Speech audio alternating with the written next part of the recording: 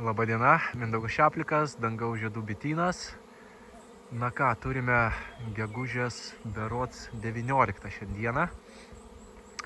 Ir čia vat darbuosi netoli, pastačiau spietinę. Ir galiu stebėti, kas vyksta. Tai parskrenda spiečius. Vat ką tik. Ant sekundžių reikalas, vienu žodžiu. Išgirdau ūžimą, parėjo iš toli. Ir va, jau po truputėlį renkasi į spietinę. Man tupia reiškiasi ir, nepasakyčiau, kad labai didelis.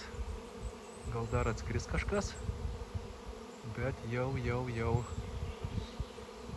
reiškiasi skritinėja. Tai kažkur prieš valandą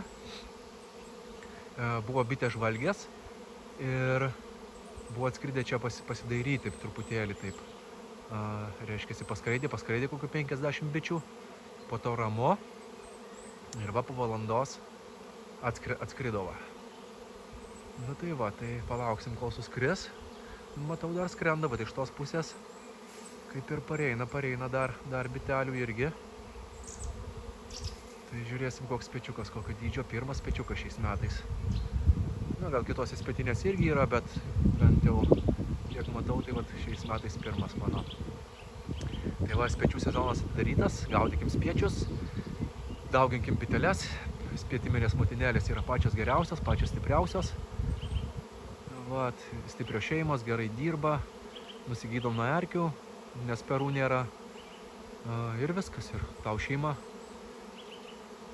Tai va, bitelės surado naujus namus. Man aptupdinėja. Nežinau, kiek čia matosi jums, bet jau aptupdinėja spietinę. Padarysiu dar priartinti, kiek eina. Ir jau jos reiškiasi sulyščia. Tai va, tai ačiū jums už dėmesį ir iki.